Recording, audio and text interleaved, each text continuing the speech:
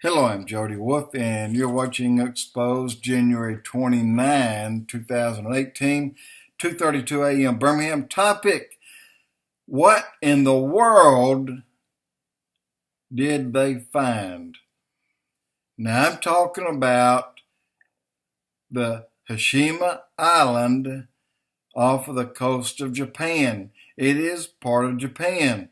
If you go to the extreme southern tip, almost the southern tip, not quite, of Japan, and then to the west, there's a small island. It is 16 acres in size. That island was home to 5,500 people, and it closed in 1974. It was in business for 84 years, where it produced 16.5 million tons of coal. Now get this, 5,500 people lived on less than half of that 16 acres, at about 7 acres. And this is where they dug in the ground, from the ground, coal over all these years of 85 years. And again, 16.5 million tons of coal. They worked around the clock, and they had no days off. There were entire families born and died during that time that never saw the mainland of Japan. What the people who worked it, the reason they were there is not clear. Whether they were there for punishment or they volunteered, who knows? They're not talking about that. But when they got there, they were forced into 12-hour shifts 7 days a week. They mined coal 24/7. Now it's closed, and they have talked about it some, but they will not tell you why it was closed, except they ran out of coal. And I'm going to tell you why that's not the answer. And let me give you an idea of what it is. If you watched the movie James Bond that was filmed there with Daniel Craig just a few years ago, the movie Skyfall, you remember that little town vacated, and there was a nutcase on that town, okay? Or in that town. That's the town. That is the actual town where these people are from. But they were suddenly, in a single night, 5,500 people were quickly removed from that island. The answer, they say, well, we ran out of coal. Look, when you're doing seam work and things like that, mining coal, you can see when that stream or seam of coal is getting smaller and smaller. And therefore, you let people go a little at a time.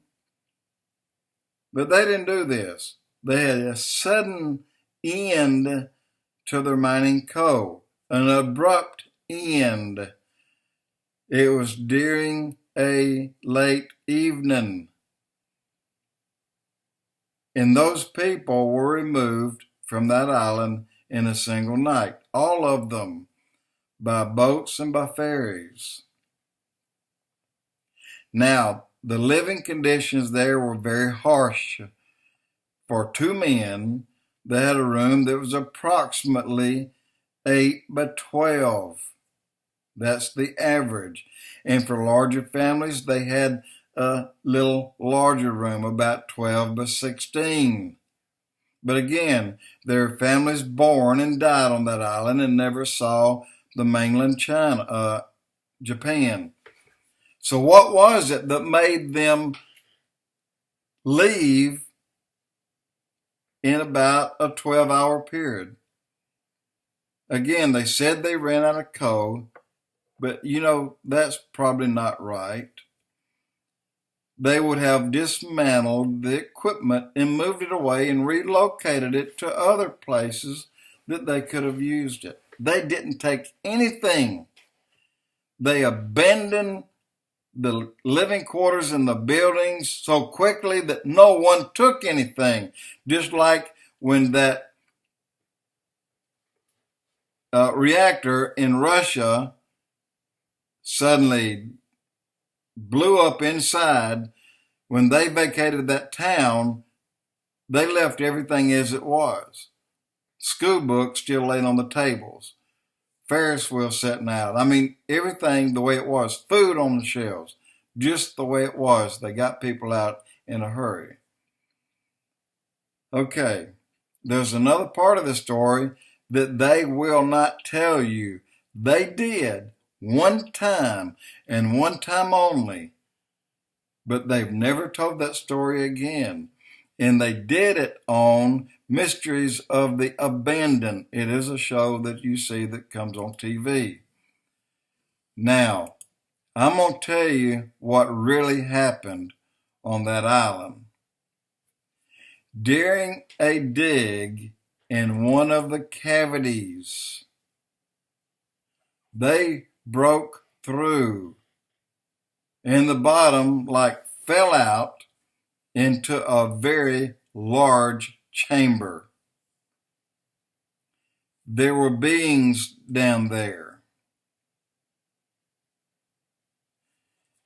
And many of these Japanese couldn't get out quick enough. They were killed.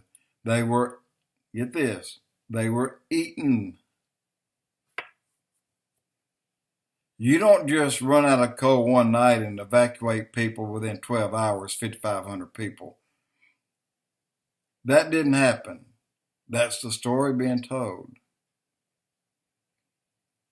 And the description of these things, some say they looked like they were reptilians, very words.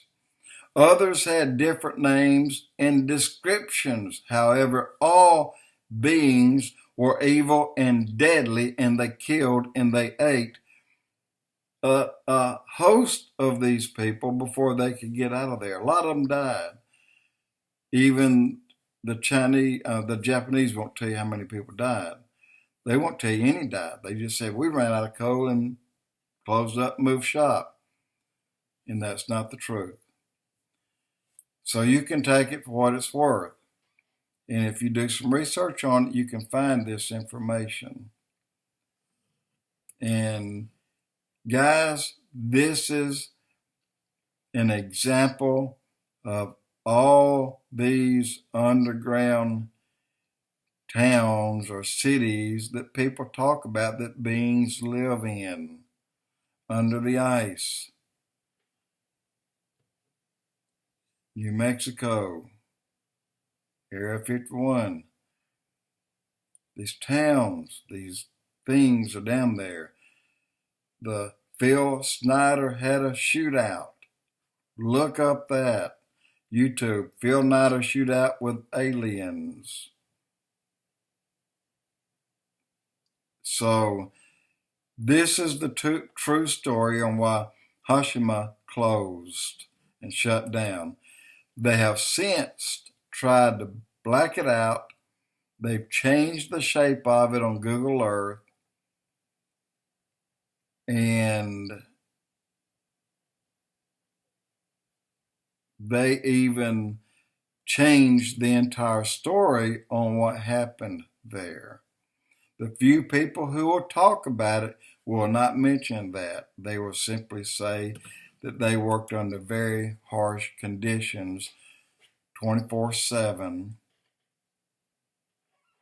And so, in my opinion, they were put there as a punishment, almost like as a prison. Guys, again, the name of the island is Hashima is Hashima Island, Japan, where 5,500 people lived on about 7 acres. It's a horror story that is very true.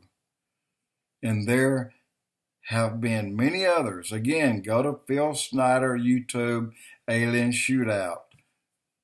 And it's almost identical to what these Japanese saw when they broke through into this large cavity. They didn't say how deep underground it was, but it was underground. Jody Wolf, Expoz.